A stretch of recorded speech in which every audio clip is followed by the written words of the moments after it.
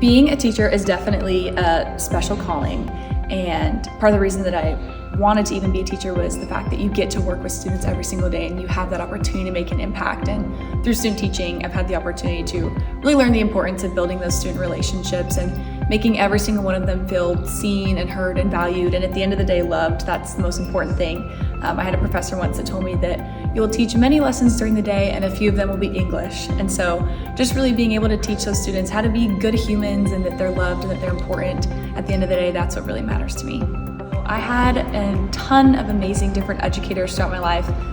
One specific teacher I had, her name was Miss Bell. She was one of my high school teachers, and she was my Ready, Set, Teach teacher, which was a class that I kind of took on a whim because I was interested in teaching but wasn't sure.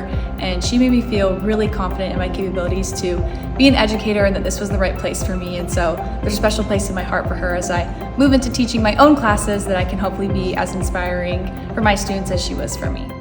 OSU has prepared me for my career more than I could have ever asked, between faculty and staff and organizations that I've been able to be a part of, that I've been encouraged to join.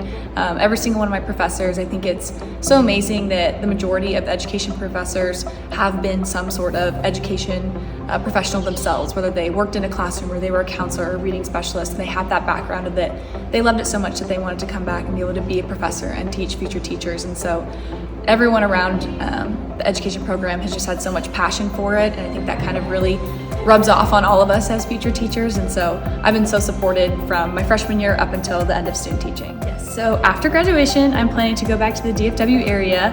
I'm student teaching right now with 6th graders, which I was a little bit unsure about. Middle school was definitely a special time, but I've fallen in love with it. So I'll be with 7th graders this coming fall, and I'll be teaching English language arts. And I'm super excited to keep working with this age of students. I've loved it during student teaching, and I can't wait to get started.